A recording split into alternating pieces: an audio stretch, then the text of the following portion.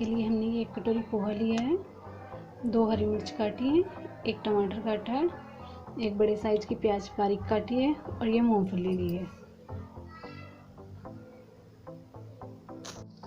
ये जो हमने पोहा लिया है, पोहे को अब हम बड़े बोल के अंदर डाल लेते हैं और अच्छे से धुलाई कर लेते हैं।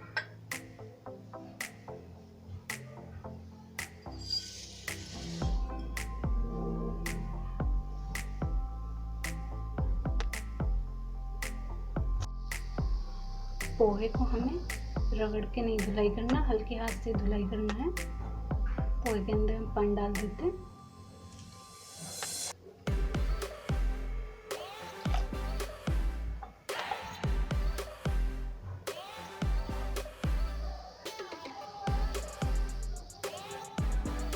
ऐसे ही हल्का सा ही करना है, रगड़ना नहीं तो पोहा टूट जाएगा।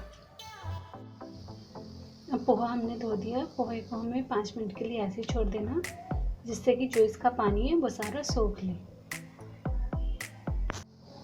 तो जो ये हमने मूंगफली ली थी, पहले मूंगफली के दाने को थोड़ा भून लेते हैं, जिससे कि थोड़ा एक क्रिस्पी हो जाए। ये हमने गैस के ऊपर कढ़ाई रख ली है। कढ़ाई के अंदर हम तेल डाल देते हैं।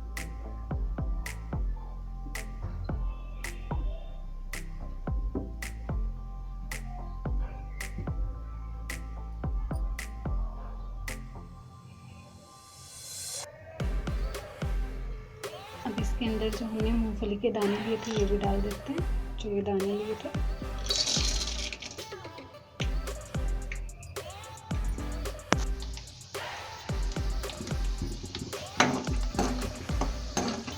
ये हो गए हैं, इनको हम निकाल लेते हैं। ये मूंगफली के दाने हमने भून लिए, निकाल लिए हैं। अब हम थोड़ा जीरा डाल देते हैं, आधा चम्मच अजवाइन डाल देते हैं।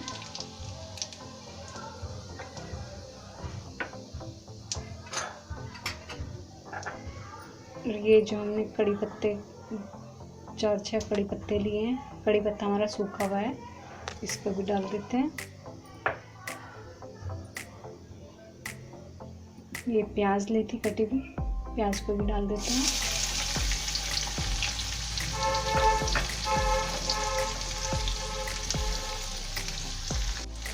प्याज को हमें ज़्यादा नहीं भूनना, बस हल्का सा ही भूनना है, हल्का पिंक होने तक ही।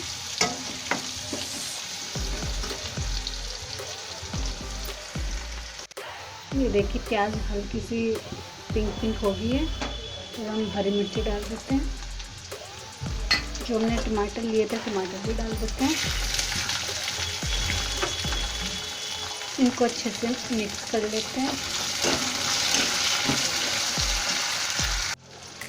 इसी के साथ टेस्ट के अनुसार नमक डाल देते हैं। मैंने आधा चम्मच नमक लिए और इसी के साथ थोड़ा हल्दी डाल देते हैं। हल्दी बहुत ज़रूरी होती है पोहे में, जिससे कि कलर आता है। मिक्स कर लेते हैं।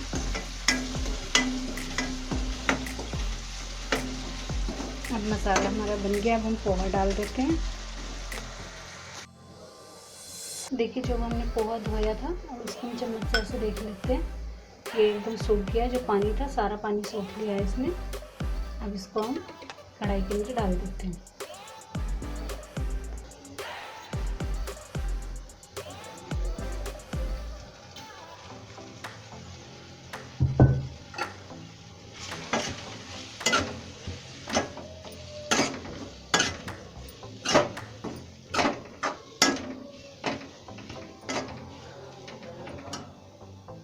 अब जो हमने मूंगफली ली थी, साथ ही हम मूंगफली ऐड कर देते हैं।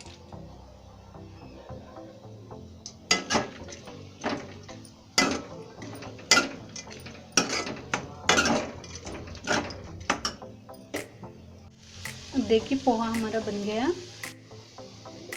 पोहे को हम निकाल लेते हैं।